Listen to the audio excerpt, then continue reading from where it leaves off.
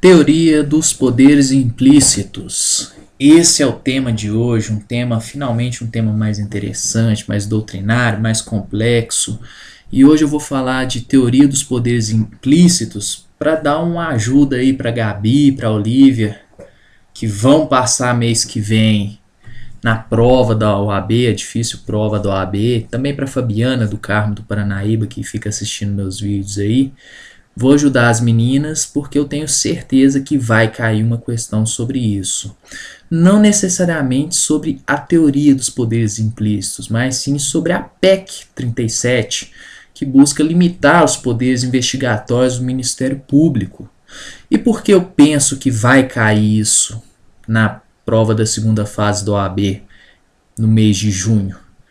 Porque na semana passada o Conselho Federal da Ordem dos Advogados do Brasil, por uma votação por maioria, optaram por manifestar apoio à PEC 37.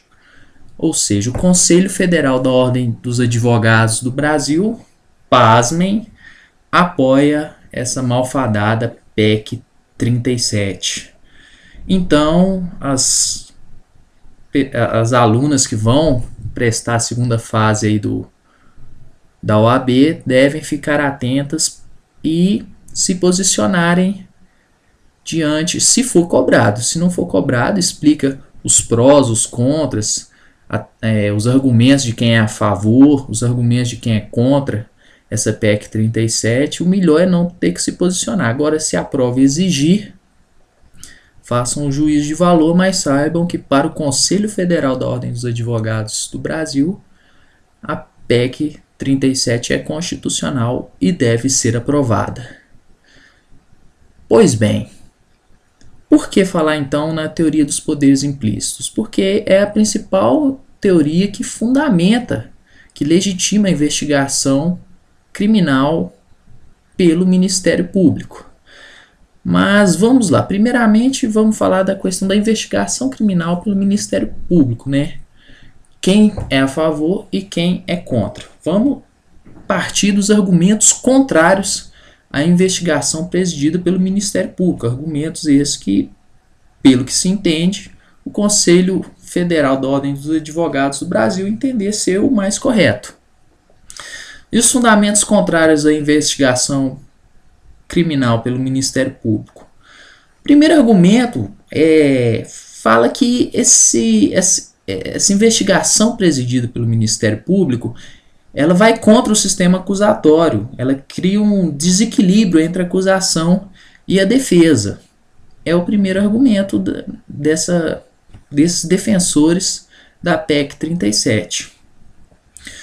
O segundo argumento é que a Constituição Federal, no artigo 129, que trata das atribuições do Ministério Público, conferiu ao Ministério Público o poder de requisitar diligências e o próprio inquérito policial para a Polícia Civil.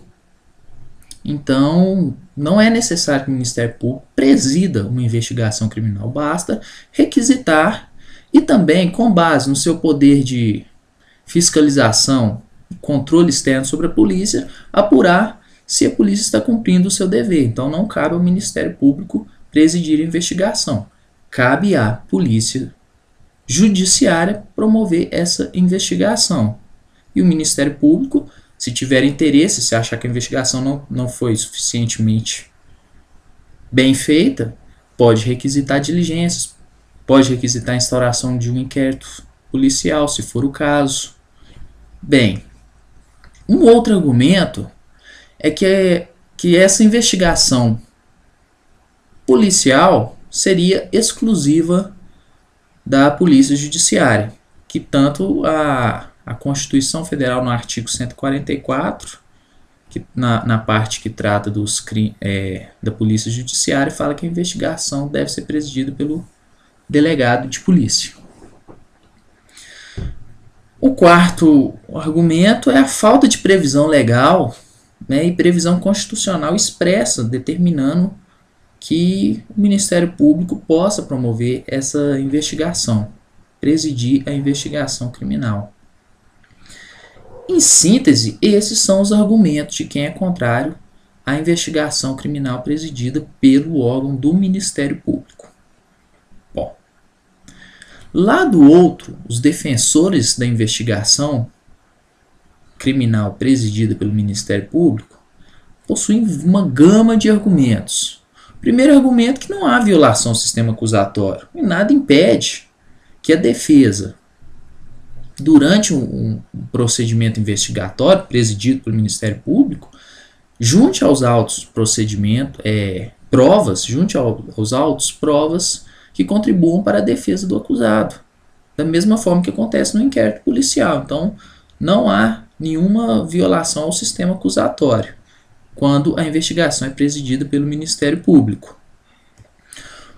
Um segundo argumento, e que penso ser o principal argumento, que é de base teórica, uma teoria muito interessante, é a teoria dos poderes implícitos.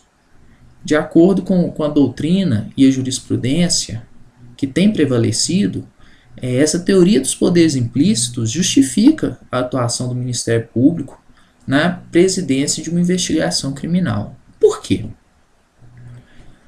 Se o Ministério Público é o dominus litis, né, é o responsável por propor a ação, ele também pode promover a investigação, aquela tese de quem pode o mais, pode o menos. E essa teoria dos poderes implícitos, ela foi desenvolvida nos Estados Unidos pelo autor Story. E o Story fez todo um desenvolvimento da teoria dos poderes implícitos na interpretação constitucional. Tanto que a justificativa para a investigação presidida pelo Ministério Público é com base numa interpretação constitucional com base na teoria dos poderes implícitos.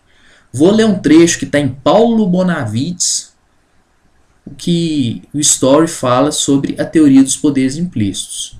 Segundo o Story, na interpretação de um poder, todos os meios ordinários e apropriados a executá-lo são considerados parte do próprio poder. Repito, na interpretação de um poder, todos os meios ordinários e apropriados a executá-lo são considerados parte do próprio poder. Fica muito claro. Se o Ministério Público tem o poder de propor a ação e dar andamento nessa ação como órgão de acusação, porque o Ministério Público é o dominus litis, e ao Ministério Público, para exercer os seus poderes, deve ser permitido todos os poderes implícitos anteriores que fomentem esse poder fim. É isso que está dizendo a teoria do Story, utilizada para a interpretação constitucional. E aí, com base no artigo 129, inciso 1 da Constituição Federal, que dispõe que o Ministério Público é o titular da ação penal, está implicitamente previsto que o Ministério Público tem condições e lhe é permitido, é constitucional que o Ministério Público promova a investigação criminal.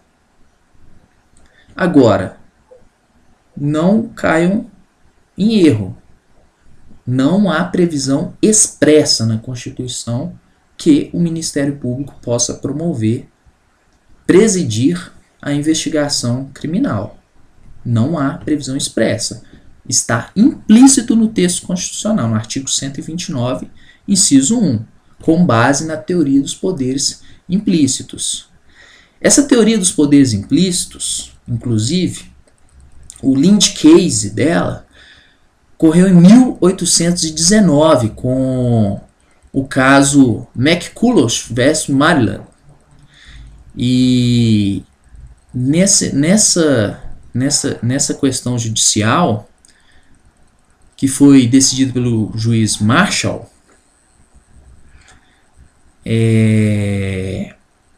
chegou-se à interpretação que a Constituição Federal, ao conceder uma atividade fim a determinado órgão ou instituição, implícita e simultaneamente, também concede a ele todos os meios necessários para alcançar aquele objetivo.